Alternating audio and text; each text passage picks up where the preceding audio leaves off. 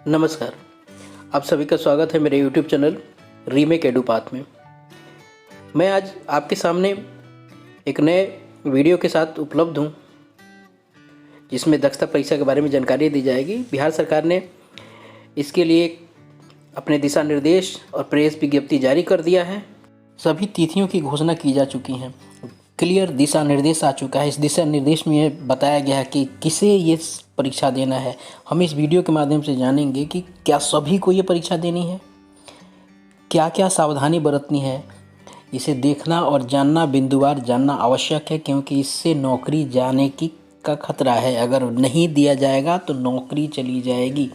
किसका वेतन बाधित होगा, किसका वेतन बाधित नहीं होगा, क्या क्या सावधानियां रखेंगे, कितने दिन तक ये हम उसके जो प्रमाण पत्र है वो प्राप्त कर सकते हैं। अगर हमारी कोटि सामान्य है तो हम कितना मार्क्स लाना होगा, क्या क्या सिलेबस हैं। अगर हमारी बहाली सामान्य कोटि में है लेकिन मैं आरक्षित कोटि में आता हूं तो मैं परीक्षा किस कोटि में दूंगा। इस तरह की पूरी जानकारी इस वीडियो में उपलब्ध है। आप सबसे एक आग्रह है, चूँकि हर बिंदु को क्लियर किया गया है तो वीडियो थोड़ा लंबा है, तो कृपया मुझे क्षमा करेंगे और एक एक चीज़ को देखेंगे ताकि चीज़ें छूटे नहीं।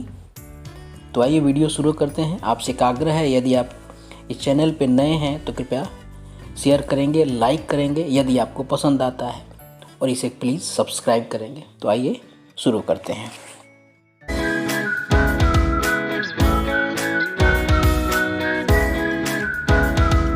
बिहार सरकार शिक्षा विभाग के राज्य शिक्षा शोध एवं प्रशिक्षण परिषद पटना द्वारा दक्षता परीक्षा हेतु प्रारंभिक शिक्षक मूल्यांकन दक्षता परीक्षा हेतु प्रेस विज्ञप्ति जारी कर दिया गया है।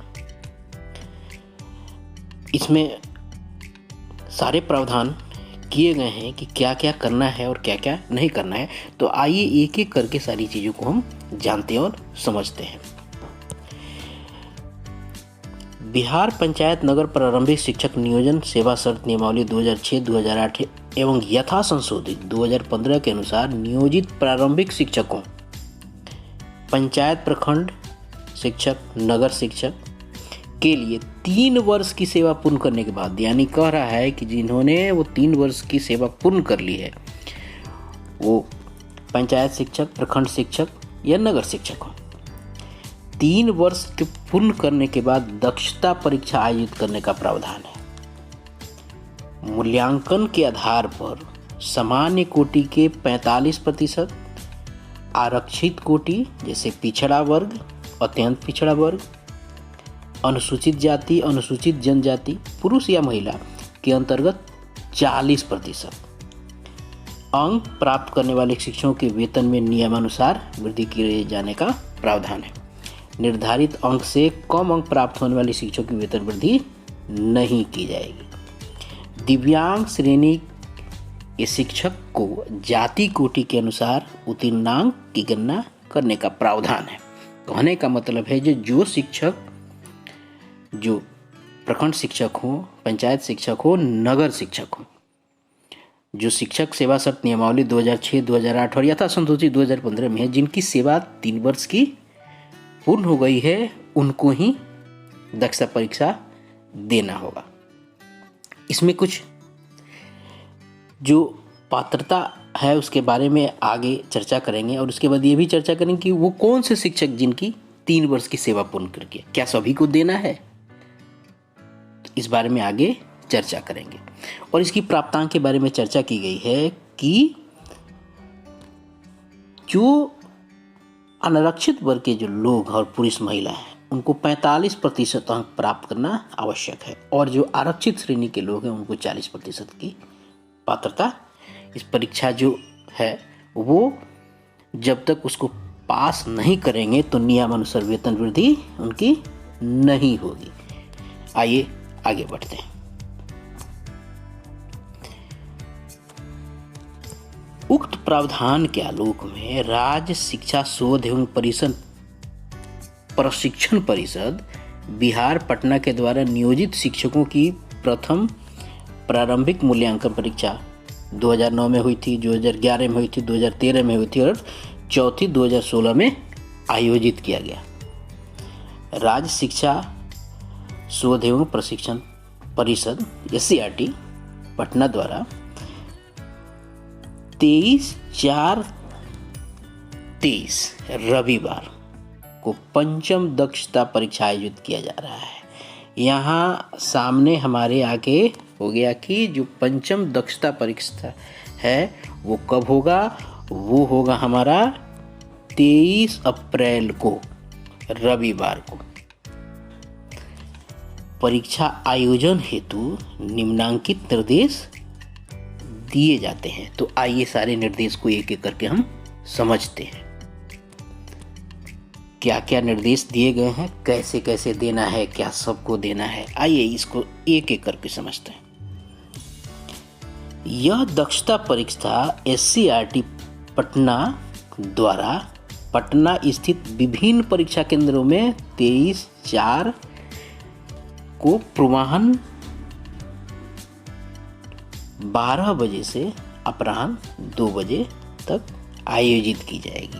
अगर देखा जाए इसे तो ये जो भी परीक्षा केंद्र होगा वो पटना में होगा। परीक्षा की तिथि 23 अप्रैल होगी और उसकी टाइमिंग क्या होगी, दिन में 12 बजे से 2 बजे तक। परीक्षा का कार्यक्रम क्या होगा, परीक्षा कार्यक्रम इस प्रकार होगा। आइए इसको देखते हैं क्या क्या है। परीक्षा में सम्मिलित होने वाले शिक्षकों के SCERT पटना के वेबसाइट पर ऑनलाइन एप्लीकेशन क्लियर हो गया कि जो एप्लीकेशन है वो ऑनलाइन होगा। तो उसकी तिथि क्या होगी, 25/2 से लेके 11 मार्च, यानी आज नहीं 25 फेब से ये उसका पोर्टल वहाँ ओपन हो जाएगा और वहाँ से हम आवेदन करेंगे। दूसरा है कि शिक्षकों द्वारा भरे गए, जब हम इस फॉर्म को भर देंगे तो विद्यालय के प्राचार्य से उसको सत्यापित करा के जिला शिक्षा पदाधिकारी कार्यालय में जमा करेंगे। और उसकी तिथि क्या होगी, यानी कह रहा है कि वेबसाइट से जब ऑनलाइन एप्लीकेशन फॉर्म भर दिया जाएगा तो उसको प्रिंट लेके अपने विद्यालय के प्राचार्य से सत्यापित कराना होगा और उसको जिला शिक्षा पदाधिकारी के कार्यालय में जमा कराना होगा। और उसकी तिथि क्या होगी साहब, उसकी तिथि है 25 फरवरी से लेके 13 मार्च तक, यानी जब आवेदन शुरू होगा उस दिन से वो भी प्रक्रिया का डेट आरंभ हो जाएगा। और आवेदन करने की तिथि है 11/3 तक है। और ये जो सारा काम है, जो सत्यापित कॉपी जो जमा कराने की तिथि है वो है आपको 13 मार्च तक। आइए अगला देखते हैं। जिला शिक्षा पदाधिकारी द्वारा संबंधित प्राचार्य द्वारा जमा किए गए आवेदन पर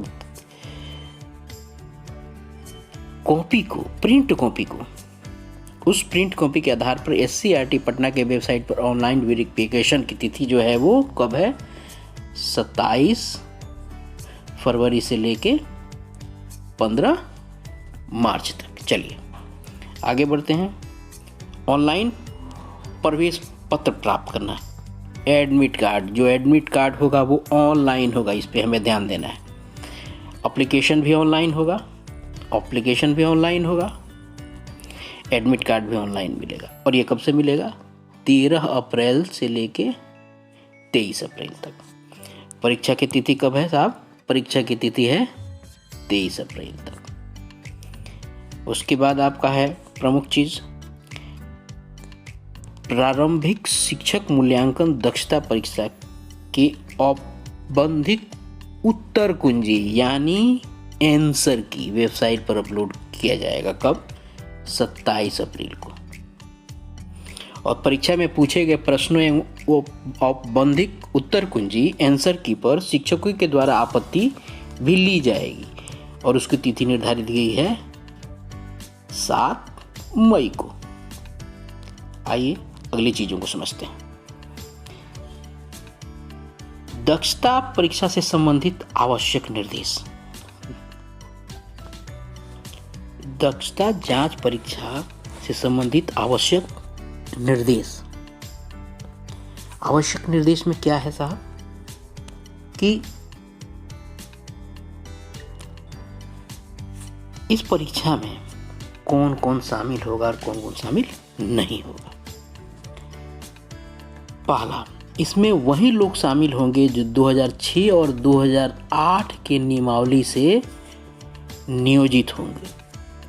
क्लियर है कि 2006 और 2008 की नियमावली से जो लोग नियोजित होंगे उन्हीं को देना है। अगला प्रमुख, बीटेट और सीटेट उत्तीर्ण नियोजित शिक्षकों को इस परीक्षा में सम्मिलित होने की आवश्यकता नहीं है। यानी टेट से जो लोग आए हैं उनको ये दक्षता नहीं देनी है। ध्यान रखने की बात है, यानी टेट से जिन लोगों की बहाली हुई है उन्हें दक्षता नहीं देनी है, उन्हें दक्षता नहीं देनी है जो लोग टेट से बहाल हैं। क्लियर है या? आगे बढ़ते हैं।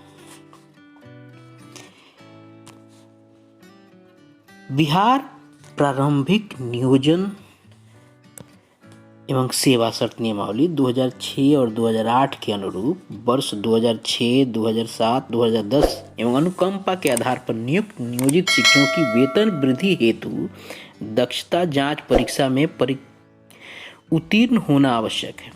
इस हेतु नियोजित शिक्षकों को अधिकतम 3 अवसर दिए जाएंगे। जैसा हम पहले से जानते आ रहे हैं कि 3 अवसर दिए जाते हैं दक्षता परीक्षा के लिए। इसमें एक कंडीशन है, माननीय सर्वोच्च न्यायालय द्वारा पारित आदेश के आलोक में दक्षता जांच परीक्षा में 3 बार अनुत्तीर्ण को 6 माह का प्रशिक्षण के उपरांत चतुर्थ अवसर प्रदान करने के दिए गए आदेश के आलोक में ऐसे शिक्षक दक्षता जांच परीक्षा में शामिल होने हेतु आवेदन कर सकते हैं।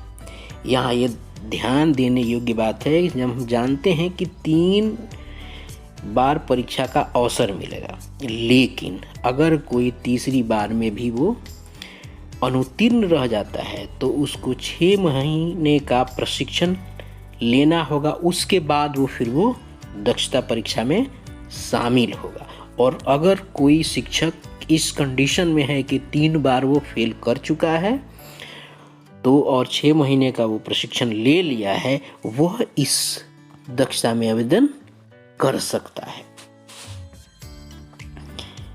वहीं आगे बताता है, कतिपय शिक्षक अभी तक दक्षता परीक्षा में या तो शामिल नहीं हुए अथवा परीक्षा में सम्मिलित हुए परंतु अनुत्तीर्ण हो चुके।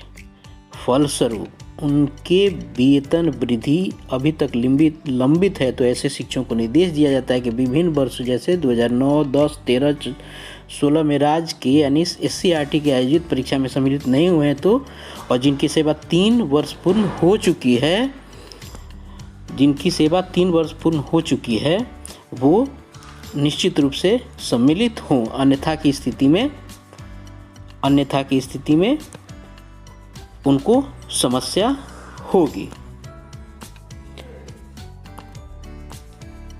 यहाँ क्रिस्टल क्लियर है कि वो शिक्षक जिन्होंने अभी तक दक्षता परीक्षा नहीं दिया है, नॉन टेट शिक्षक, ध्यान रखना है, नॉन टेट शिक्षक जिन्होंने अभी तक दक्षता परीक्षा नहीं दिया है या जो अनुत्तीर्ण हो चुके हैं 3 बार, वो जो 6 माह का प्रशिक्षण है उसको लेने के बाद 6 माह का प्रशिक्षण उनके लिए है जो 3 बार अनुत्तीर्ण हो चुके हैं, और जो लोग नहीं दिए हैं उनको इसकी आवश्यकता नहीं है, वो लोग यहाँ इस परीक्षा में बैठ सकते हैं। तो ये क्रिस्टल क्लियर है, इसको ध्यान देने की आवश्यकता है।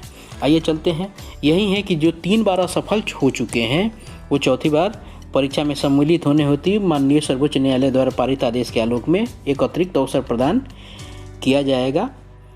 जो शिक्षक 23/4/2023 रविवार को आयोजित परीक्षा में किसी कारणवश सम्मिलित नहीं होते अथवा असफल होते हैं, उन्हें बिहार नगर प्रारंभिक शिक्षक नियोजन नियमावली सेवा शर्त 2008, 2009 और यथा संशोधित 2015 के अनुसार नियोजित प्रारंभिक शिक्षक, प्रखंड या पंचायत शिक्षक को अवसर की गणना करते हुए सेवा से हटा दिया जाएगा। यह ध्यान देने की आवश्यकता है, जो लोग शामिल नहीं होंगे उन्हें हटाने का प्रावधान है। जो 3 बार असफल हो चुके हैं वो चौथी बार अगर सम्मिलित नहीं होते हैं तो उन्हें हटाने का प्रावधान क्लियर है। इस चीज को ध्यान रखने की आवश्यकता हमें है। आइए आगे बढ़ते हैं। वैसे शिक्षक जो पूर्व में कदाचार के आरोप में निष्कासित किए गए हैं, कदाचार के आरोप में निष्कासित हो चुके हैं अथवा किसी कारणवश परीक्षा में सम्मिलित नहीं हो पाए, वैसे शिक्षक भी परीक्षा में सम्मिलित होंगे। यदि किसी कारणवश शामिल नहीं होते हैं तो उन्हें अवसर का उपभोग मानकर गणना की जाएगी। यह ध्यान देने की बात है। अगर आप नहीं होते हैं तब भी आपके अवसर की गणना कर ली जाएगी। इसे हमें ध्यान देने की आवश्यकता है। वैसे शिक्षक जिनकी सेवा 3 वर्ष पूर्ण हो चुकी है और किसी कारणवश आवेदन नहीं भरते हैं अथवा परीक्षा में किसी कारणवश सम्मिलित नहीं होते हैं तो वैसे शिक्षकों के अवसर की गणना करते हुए नियमानुसार अग्रेतर कार्रवाई की जाएगी। यह ध्यान देने की बात है कि किसी भी हालत में परीक्षा में सम्मिलित होना होगा। नहीं होंगे तब भी गणना आपकी की ही जाएगी। चलिए आगे बढ़ते हैं। विगत वर्षों की परीक्षा में कुछ आवेदकों के द्वारा मूल आवेदन पत्र में सामान्य श्रेणी अंकित किया गया था। परीक्षाफल प्रकाशन के उपरांत कुछ शिक्षकों के द्वारा जाति कोटि में संशोधन हेतु आवेदन किया गया। पिछली बार की परीक्षा में कुछ लोगों ने सामान्य अंकित किया था अपने आवेदन में, लेकिन संशोधन के लिए आवेदन किया था कि हमारा कोटि सामान्य नहीं है। इस हेतु निर्देश जो प्राप्त है, परिषद कार्यालय के द्वारा संबंधित जिला शिक्षा पदाधिकारी को नियमानुसार जांचोपरांत जाति कोटि के में सुधार हेतु निर्देश दिया गया। ऐसे में कई आरक्षित श्रेणी के शिक्षक 45% अंक से कम 40% से अंक अधिक प्राप्त करने वाले उत्तीर्ण हो गए। ऐसे शिक्षकों को आवेदन पत्र भरने की आवश्यकता नहीं है। यह ध्यान देने की बात है। जो लोगों ने गलती से पिछली परीक्षा में सामान्य श्रेणी भरा था लेकिन उनकी कोटि सामान्य नहीं थी, लेकिन उन्होंने आवेदन दिया था और उनकी श्रेणी जो है वो बदल दी गई थी, उनको इस परीक्षा में बैठने की आवश्यकता नहीं है। ऐसे श्रेणी के शिक्षकों को यह निर्देश है कि ऐसे शिक्षकों की श्रेणी, उनकी विवरणी संबंधित जिला शिक्षा पदाधिकारी के द्वारा परिषद कार्यालय को अविलंब भेजना सुनिश्चित करें। उनको यह निर्देश दिया गया है डीओ को कि वो इस चीज़ की जो संशोधित चीज़ है कोटि को अविलंब सूचित करें। दृष्टिबाधित निःशक्त शिक्षकों, हाथ से लिखने के लाचार अस्थिजन्य निःशक्त शिक्षकों को केंद्राधीक्षक के द्वारा नियमानुसार सहायक की सुविधा उपलब्ध कराई जाएगी, परंतु लेखक का चयन जिला शिक्षा पदाधिकारी के द्वारा किया जाएगा। जो कक्षा 8 के नीचे का सरकारी विद्यालय में अध्ययनरत छात्र होंगे, दिव्यांग के लिए जो लिखने में असक्षम होंगे वो छात्र होंगे और वो कक्षा 8 के नीचे तक के होंगे और वो किसके, जिला शिक्षा पदाधिकारी के द्वारा चयनित होंगे। इसको ध्यान देने की आवश्यकता है। सहायक का लाभ उसी शर्त पर दिया जाएगा जब सक्षम सिविल सर्जन द्वारा निर्गत दिव्यांगता प्रमाण पत्र की मूल प्रति हो। दुर्घटनाग्रस्त शिक्षकों को सहायक का लाभ नहीं दिया जाएगा। जो एक्सीडेंटल होंगे उनको ये लाभ नहीं दिया जाएगा। आइए आगे बढ़ते हैं। सामान्य शिक्षक, शारीरिक शिक्षक, उर्दू शिक्षक के लिए प्रश्न पुस्तिका अलग अलग होंगे। सामान्य शिक्षक की दक्षता के लिए, शारीरिक शिक्षक की दक्षता के लिए और उर्दू शिक्षकों के लिए प्रश्न पुस्तिका अलग होंगे। यह ध्यान रखना है। शारीरिक शिक्षक के लिए, उर्दू शिक्षक के लिए दक्षता परीक्षा की जो प्रश्न पुस्तिका अलग अलग होगी। उर्दू शिक्षकों के लिए प्रश्न पुस्तिका उर्दू भाषा में होगी। यह ध्यान देने की बात है कि उर्दू शिक्षक के जो होंगे उनकी जो भाषा होगी परीक्षा की वो उर्दू भाषा में होगी। ये सामान्य निर्देश हैं परीक्षा से संबंधित। परीक्षा भवन में किताब, चीट पुर्जा, मोबाइल आदि नहीं लेके जाना है। उसके बाद है शिक्षकों के शिक्षक कोटि, सामान्य श्रेणी, उर्दू शिक्षक, शारीरिक शिक्षक अथवा जाति कोटि के सामान्य आरक्षित का निर्धारण मूल आवेदन पत्र के आधार पर किया जाएगा। जो आवेदन होगा उसी के आधार पर निर्धारित किया जाएगा। भविष्य में शिक्षक कोटि अथवा जाति कोटि में सुधार नहीं किया जाएगा, इसलिए बहुत सावधानी से हमें भरना होगा अपना जो ये आवेदन है। अगर आवेदन पत्र में जाति कोटि, अब की बार के लिए बात बताई जा रही है, अथवा शिक्षक कोटि में गलत सूचना अंकित करते हैं तो इसके लिए शिक्षक स्वयं जिम्मेदार होंगे। पहले के लिए तो निर्देश दे दिया गया है कि डीओ उसको सुधार कर लेंगे, लेकिन अब की बार इसके लिए कोई भी मरम्मत, कोई भी रियायत नहीं होगी। अगर आप इस गलत कोटि भरते हैं उसके लिए आप स्वयं जिम्मेदार होंगे और अनुशासनात्मक कार्यवाही के लिए आपको तैयार रहना होगा। इसलिए इस पे विशेष ध्यान देने की ज़रूरत है। यदि किसी शिक्षक की नियुक्ति चयन सामान्य श्रेणी में हुआ है और वे आरक्षित श्रेणी के आवेदन करते हैं या आते हैं, वे आरक्षित श्रेणी के अंतर्गत आते हैं और आवेदन पत्र में जाति कोटि में सक्षम पदाधिकारी द्वारा निर्गत प्रमाण पत्र के आधार पर आरक्षित श्रेणी अंकित करें। आइए इसको थोड़ा क्लियर करते हैं। यदि किसी शिक्षक की नियुक्ति यानी उनकी बहाली सामान्य श्रेणी में हुआ है और वे आते आरक्षित श्रेणी में हैं, तो आवेदन पत्र के जाति कोटि में, इस दक्षता के जाति कोटि में सक्षम पदाधिकारी द्वारा निर्गत जो प्रमाण पत्र होगा उसके आधार पे आरक्षित श्रेणी में आएंगे।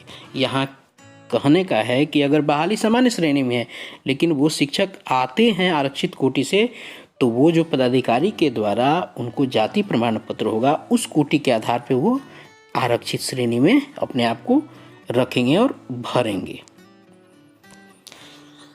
आगे बढ़ते हैं। मूल्यांकन हेतु पूछे जाने वाले प्रश्न जो है 60 से 70% प्रश्न जो है विषय वस्तु से होंगे। ये सिलेबस की बात हो गई। यहाँ 60 से 70% प्रश्न विषय वस्तु से होंगे और लगभग 20 प्रश्न शिक्षण कौशल और दक्षताओं के पर आधारित होंगे।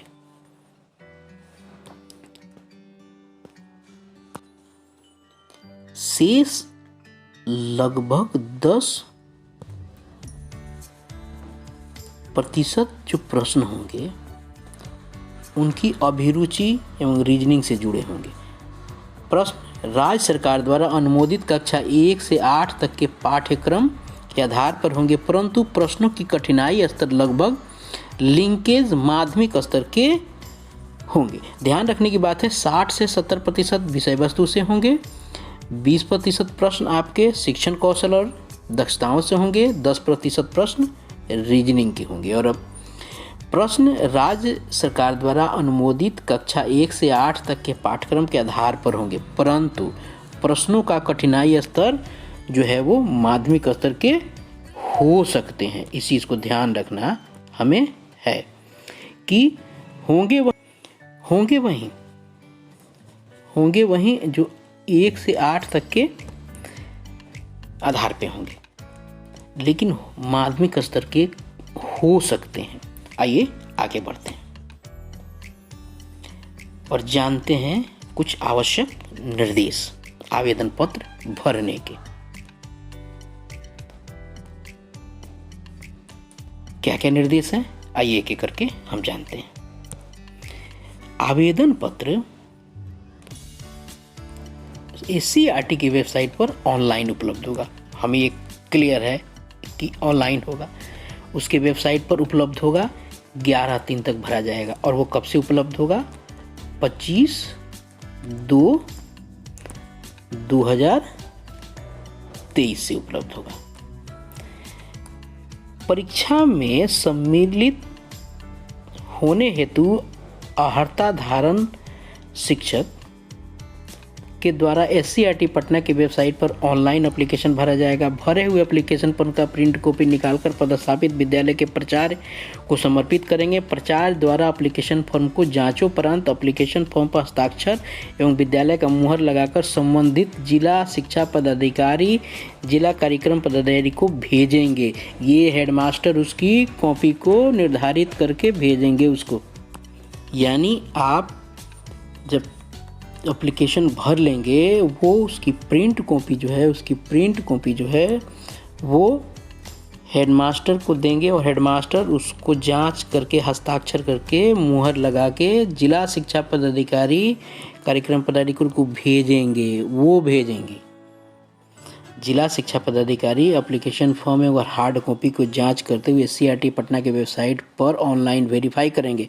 ये कार्य कौन करेंगे? जिला शिक्षा पदाधिकारी को जब प्राचार्य दे देंगे तो वो ऑनलाइन उस पोर्टल पर वेरीफाई करेंगे। प्राचार्य द्वारा सत्यापित एप्लीकेशन फॉर्म के प्रिंट कॉपी को भविष्य में किसी भी संदर्भ हेतु जिला शिक्षा पदाधिकारी अपने कार्यालय में सुरक्षित रखेंगे। संबंधित शिक्षक अपने प्राचार्य, DO, DPO कार्यालय में सुनिश्चित हो लेंगे उनके द्वारा भरे गए ऑनलाइन एप्लीकेशन फॉर्म को ऑनलाइन वेरीफाई कर दिया गया अन्यथा कि नहीं।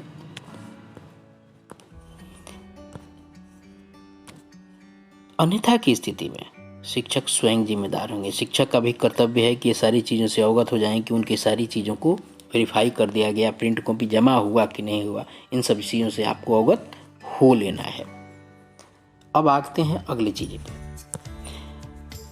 आवेदन पत्र संबंधित विद्यालय के प्रधानाध्यापक एवं जिला कार्यक्रम पदाधिकारी, जिला शिक्षा पदाधिकारी द्वारा अप्रूव नहीं किए जाने के पर आवेदन पत्र रद्द कर लिया जाएगा। इस पे आपको फोकस करके रखना है। यदि शिक्षक किसी भी प्रकार की सूचना छुपाते हैं, गलत अंकित करते हैं तो आवेदन पत्र रद्द कर दिया जाएगा। ऐसी स्थिति में संबंधित शिक्षक के साथ साथ नियमानुसार प्राचार्य और संबंधित जिला शिक्षा पदाधिकारी, कार्यक्रम पदाधिकारी पर अनुशासनात्मक कार्रवाई की जाएगी। इसलिए आपको चीज़ों को छुपाना नहीं है। यदि शिक्षक कोई गलत सूचना देता है, यदि शिक्षक के द्वारा गलत जाति कोटि, शिक्षक कोटि अंकित किया जाता है, तब भविष्य में सुधार नहीं किया जाएगा। तो क्लियर है कि आपको कोई भी सूचना नहीं छुपानी है क्योंकि सुधार की गुंजाइश नहीं है। आवेदन पत्र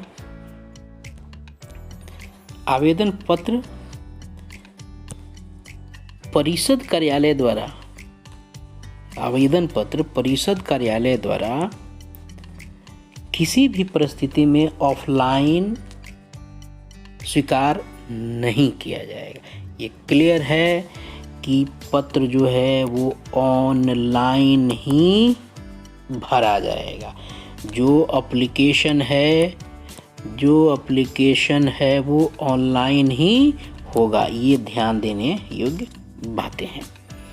आगे बढ़ते हैं। परीक्षा समाप्ति के उपरांत 27/4 तक उक्त परीक्षा में पूछे गए प्रश्नों के मॉडल आंसर की जैसे पूर्व में बता दिया गया है SCRT बिहार के वेबसाइट पे उपलब्ध होगा। उसकी वेबसाइट का जो URL है वो यह है कि www.scert.bihar.gov.in इस वेबसाइट पर अपलोड कर दिया जाएगा। पूछे गए प्रश्नों पर प्रश्न आदर्श उत्तर पर जो आपत्ति है वो 7/5/23 तक प्रमाणिक साक्ष्य के साथ परिषद कार्यालय के ईमेल ID पर आपको उपलब्ध। अगर कोई आपका कंप्लेन है परीक्षा से संबंधित तो इस ID पर भेज देना होगा।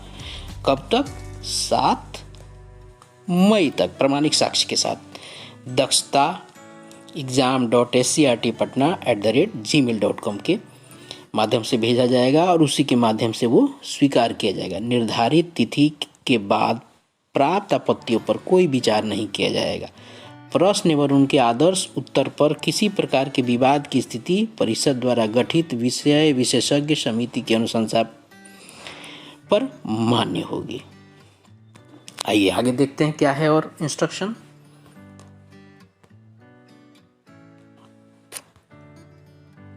और इंस्ट्रक्शन है कि प्रारंभिक शिक्षक मूल्यांकन दक्षता के रिजल्ट कार्ड में नाम, पदनाम, विद्यालय का नाम इत्यादि में सुधार ऑनलाइन भरे गए मूल आवेदन पत्र के आधार पर ही जिला शिक्षा पदाधिकारी की अनुशंसा के आलोक में 1 वर्ष के अंदर SCRT पटना द्वारा किया जा सकेगा। परीक्षा पर प्रकाशन के 1 वर्ष के बाद किसी भी आवेदन पर विचार नहीं किया जाएगा। यार आपने कहीं गलती किया है आवेदन में, तो परीक्षा के उपरांत अगर आपको महसूस होता है कि हमने कुछ चीज़ें गलती कर दी हैं मिस्टेक से, तो उस चीज़ पे सुधार जो है, वो सुधार में क्या है, नाम है, पदनाम है, विद्यालय का नाम है,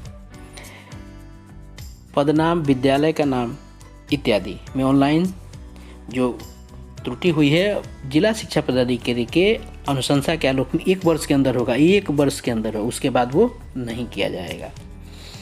दक्षता परीक्षा में सम्मिलित सभी अभिलेख, रिजल्ट कार्ड, प्रवेश पत्र इत्यादि भविष्य में किसी संदर्भ हेतु सावधानी पूर्वक संधारित करके आप रखेंगे। ये चीज़ें सामान्य बातें हैं। दूसरा, रिजल्ट कार्ड निर्गत नहीं किया जाएगा, इसलिए आपको अपनी सावधानी के साथ उस चीज़ को ध्यान रखना है। इस परीक्षा से संबंधित किसी प्रकार की सूचना के अधिकार अधिनियम 2005 के अंतर्गत परीक्षा फल की तिथि से 1 वर्ष तक उपलब्ध कराया जाएगा। यहाँ ध्यान रखना कि RTE से आपको 1 वर्ष तक ही उपलब्ध कराया जा सकता है, संभव हो सकेगा, क्योंकि परीक्षा के प्रकाशन के 1 वर्ष के बाद टेबुलेशन सीट छोड़कर अन्य अभिलेख संधारित नहीं किए जाते हैं। ध्यान रखिएगा, 1 वर्ष के बाद चीज़ें आपको नहीं प्राप्त होगी। RTI अधीन के जो सूचना का अधिकार है उसके अलावा कह सकते हैं कि उसके अंतर्गत लेकिन आप वो आच्छादित नहीं रहेगा 1 वर्ष बाद। आप 1 वर्ष तक ही उसको मांग सकते हैं सूचना के अधिकार के अंतर्गत। उसके बाद है आपका अगला कि प्रारंभिक शिक्षक मूल्यांकन परीक्षा से संबंधित किसी प्रकार की सूचना SCRT पटना की ईमेल ID dakshtaexam.scrtpatna@gmail.com के माध्यम से प्राप्त की जा सकेगी। सभी जिला शिक्षा पदाधिकारी को ये ऊपर जितने भी निर्देश दिए गए हैं ये सारे उसी के अनुसार कार्रवाई करेंगे। ये सारी चीज़ें उनको इस पत्र के माध्यम से बताई भी गई है। और विस्तृत कोई दिशा निर्देश अगर आपको देखनी है तो आप SCRT के वेबसाइट पे जाके देख सकते हैं। SCRT के वेबसाइट का URL है यह, यानी वेबसाइट का नाम है scrt.bihar.gov.in। इस पे जाके चीज़ों को आप देख सकते हैं। तो इस तरह से ये सारी की सारी चीज़ें आपके सामने थी और इस माध्यम से आप चीज़ों को देखें और वेबसाइट से जैसे 25/2 तक खुल जाता है तो आप उसको कर लें।